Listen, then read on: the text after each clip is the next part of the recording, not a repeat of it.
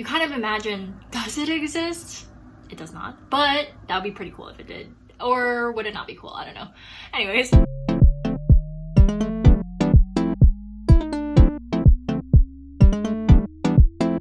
Hey guys, it's Lyd and welcome back to another episode of lydversus K-drama. Guys, it's freaking cold and we're only midway through October. I'm not gonna survive this winter. If you're watching this and you're already subscribed, you are the best and we are automatically friends. If you're watching this and you're not, it's not too late. You too can also become a friend if you subscribe today. Like, right now. Okay, anyways, I'm going to be reviewing a K-drama series that dropped on Netflix a couple of weeks ago called The School Nurse Files. The Korean title is 보건교사 아는 양, which literally translates to health teacher 아는 양, but The School Nurse Files has a nicer ring to it, doesn't it? This drama is based on the 2015 award-winning novel with the same title, written by Jung. So who is this 아는 양 anyways? Played by Yumi, she is a school nurse who has special powers to hunt down ghosts, but these aren't your ordinary ghosts. They're... Through a recommendation from a friend, she starts working at this new high school where strange things keeps happening. Yeah, I know it's a very weird / interesting premise, but hey, it caught my attention, that's for sure. If you're watching this video, you likely fall under one of these 3 categories. A, you actually waited for my initial thoughts to help you decide if you should check out this drama or not. B, you already watched the first episode or maybe even binged the entire series. You want to talk about it with someone. If that's you, leave me a comment, let's talk. Or C, cause Namjiuk. I fall under C. Yes, Namjiuk is the male lead in this project, which I think is great timing to up his exposure game leading up to his next project with Suzy airing tomorrow. Startup will thankfully be on Netflix, so you already know I'm making a few vids, so stay tuned. Namjiuk plays Ho In-pyo, a classical Chinese teacher who bands together with nurse Anan Young with his special ability to recharge her through physical touch. And no, not like that, you nasties. I'm also a huge fan of Jung Yumi too. I particularly loved her in Train to Busan. Initially, not gonna lie, I was really skeptical about this show based on what I've seen in the trailers, but Jung Yumi picks really good projects, so I got really curious about this one, and well, here we are. As for Namjiuk, who was originally a model, I feel like he rose to like acting stardom with his role in weightlifting fairy Kim Bok-ju opposite Lee Sang-yeon. Okay, enough background chit chat. Let's get on with what you guys are really here for. My thoughts, analysis, and theories on what really went down in these 6 episodes. I'll break it down into 5 major talking points. And yes, there are spoilers. Come on, people. We've done this before. You know the drill. Number 1. Quirky yet interesting storyline meets fantastic storytelling. So again, there were only 6 episodes and each one ranged from about 45 minutes to 1 hour. And what I was really impressed by was how much story they fit in. It honestly kind of felt like a 5 to 6 hour long movie broken out into 6 parts, more so than your typical standard Korean drama. And I'm just gonna be upfront about this. This show is freaking weird and even a little bit like creepy. Like, don't be fooled by those cute jellies. I'll talk more about that in my next point, but anyways, this show was adapted by the novel writer herself. So while I didn't read the book, I trusted that she carefully selected which parts of it to include and therefore highlight in the Netflix adaptation, which I'll also talk about further later. I'm sorry I keep doing this, but I promise I'll get to everything. Let me dive a little deeper into the plot. Anan Young is the school nurse who can see things that others can't. She calls them jellies, and rightfully so, but what these jellies actually are like the physical embodiment of various things like desire, attraction, anxiety, human connection, and other things. What becomes clear throughout the show is that some jellies are benign enough to just leave alone and let them linger throughout the school, but others that grow malignant, those need to be destroyed. And how our eccentric nurse does that is with her plastic toy sword and a BB gun. I read an article about this show, and this is what the author and the screenwriter said. Fantasy is the genre she has chosen because she said it allows her to write with metaphors of great scale without restriction. Quote, for example, the jellies are not just cute monsters, but they represent different human desires.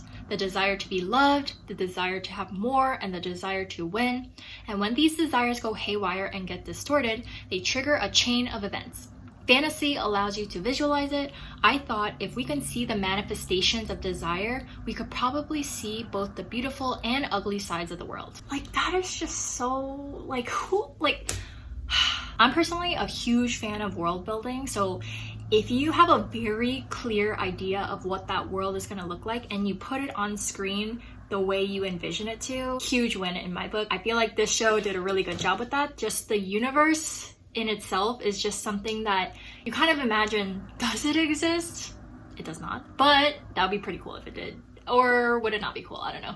Anyways, so let me get into like the more finer logistics about the plot line, because it is a little bit confusing, but this is how I'm going to summarize it. There's this basement in the school, and it's where all the jellies are originating from because of something called the apji stone. I don't know if the translation was off or something, but basically there's like this saying that's like engraved on it. If you control the nose hole, you control the nation. That's gonna be essentially the backdrop of this huge power play, which again, I will get to later. But anyways, the basement is off limits, but Eunyoung just notices so many jellies coming from the basement. So she breaks in and she starts like destroying all the jellies when Hong In-pyo walks in on her. And it's such a hilarious moment because he can't see the jellies. All he sees is a woman basically waving around a plastic toy sword in the darkness of the basement. 여기서 뭐 하세요, 지금? So this is how the two characters get connected to one another. The reason why Hong In-pyo stands out so much to Eunyoung is because he has a clear, invisible, jelly-like aura around him. And she discovers that this aura protects him from jellies. Like, it's literally a personal shield. But on top of that, like I mentioned earlier, he has the unique ability to recharge her through physical touch. So there is a lot of cute hand holding. Basically, what I'm trying to say with this point is like, despite this being this really crazy huge concept, I was so surprised and impressed by the production team's ability to properly evolve each of the characters, develop the plot with fast pacing, and maintain the suspense level all throughout the show while throwing in bits and pieces of comic relief. If I were to equate this to an existing show, I'd say Stranger Things is the closest in genre, storyline, kind of, and tone, kind of. It also didn't sacrifice depth. Like, it could have been so easy to keep this on a light,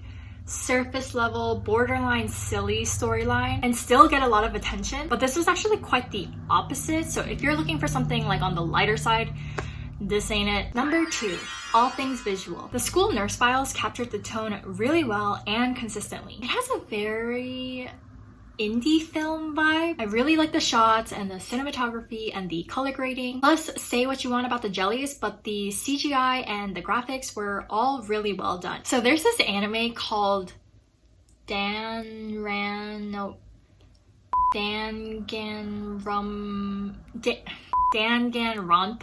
I really just butchered that and I never get it on the first try, but anyways, I'll put it right here. And that anime has this really dark theme and plotline, but in terms of visuals, the main antagonist is like a bear and it's supposed to be really graphic, except they make the blood pink. And it was so interesting for me to watch because I really can't do anything like scary or like whatever clearly. They essentially downplayed the goriness and the fear factor of it, but the essence of the story remained intact. But this anime let me watch it without me feeling like disturbed too much. Similarly, I feel like they use the same methodology for the school nurse files, and it's kind of smart because you can target and attract a broader audience, like if it's not as creepy or gory. I really like Stranger Things, but I really can't watch it by myself, or I have to watch it with my laptop tilted at this strange angle so that I can barely see it. So I feel like if the jellies, say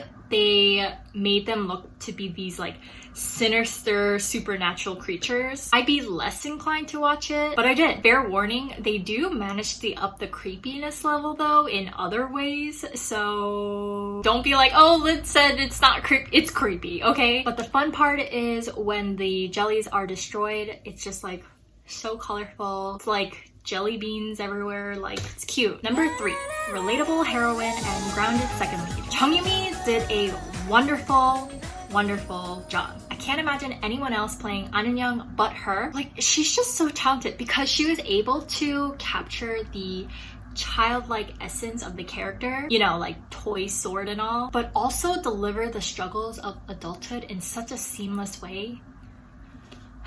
It's very clear that Eun-young really doesn't want to do her duties, but she does it anyways, which is exactly what differentiates an adult from a child. That's like any adult in the working world. We may dislike or maybe even hate our jobs sometimes, but you still gotta do what you gotta do and like not run away from your problems. And she's always been isolated her entire life because of her special abilities, and for once she just doesn't want to feel that way, which is kind of like every other protagonist ever. Frodo, Harry Potter, Katniss, every Marvel character. That's what a hero does. So quoting that earlier article even further, Eun-young sees these dual worlds more clearly than anyone.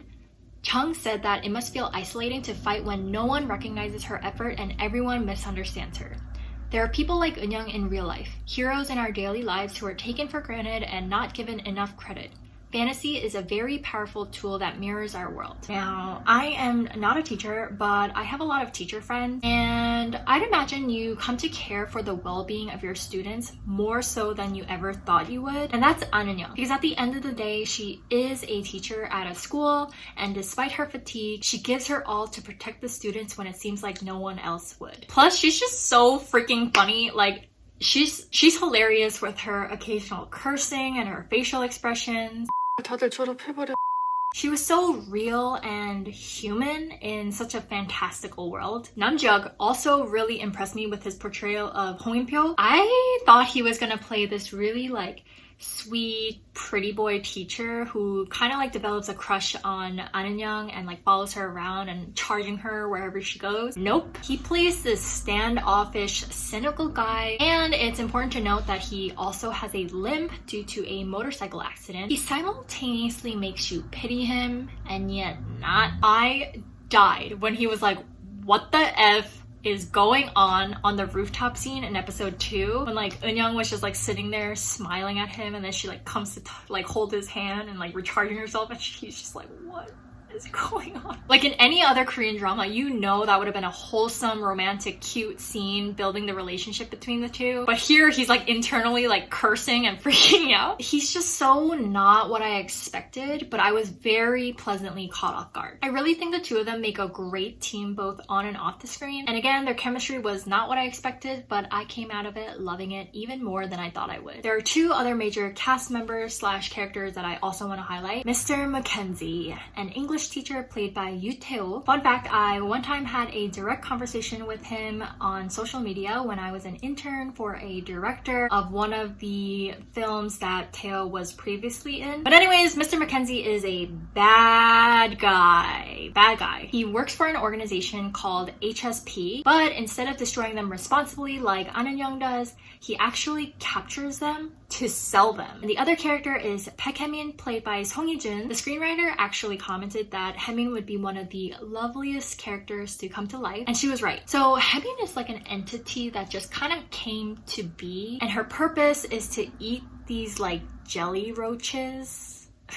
I know, it's like really gross. And the reason why she has to do that is because when there's like an infestation of like too many roaches, like they can't be destroyed by the sword or the BB gun or anything, like they need to be eaten. So that's why she just like repeatedly comes to life for this purpose. So she disappears when she turns 20, and thus far she has only been regenerating as a male, but she decided to pursue life as a female this time around, and it ends up becoming this whole like extra subplot because she really wanted to stay alive for this life cycle due to the kindness of her newly made high school friends. I'm telling you, these roles are freaking bizarre, but everyone just like 110% like committed to their roles, and they did a great job. Number 4, metaphoric messages and action. Like I mentioned earlier, the novelist adapted her book into the show, so she had a lot of control over what themes to highlight and explore on screen. Disclaimer, this is my personal interpretation of what I thought certain scenes or moments were referencing. Korean society valuing outer appearances and physical health more so than emotional or mental health. There's this 15-minute routine that the entire school performs every morning, led by the principal. You have to do this exercise and just like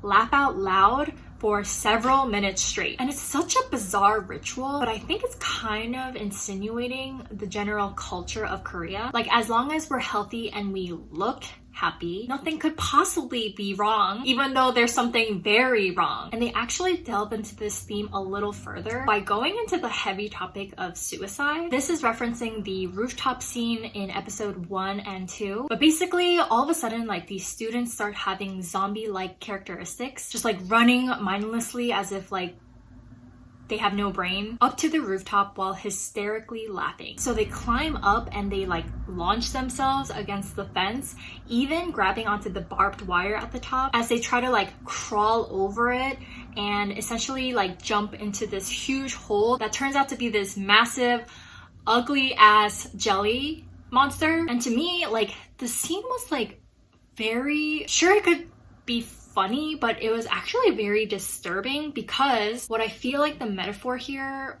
was like individuals, especially students, while they seem like they're happy and okay, like laughing all the time or whatever, they're actually the opposite. They contemplate taking their own lives due to the hardships of school and life. And also going more into the physical health aspect, there is actually ableism in the show. So Hong-In-pyo, as I mentioned, has a limp, and there's this scene in episode 3 where Mackenzie is like playing soccer with other students and stuff like that, and he runs up to where Hong-In-pyo is sitting with An-In-young, and he like grabs at him and tries to get him to play, and then Hong-In-pyo is like, oh, my leg, and then he's like, so what about your leg?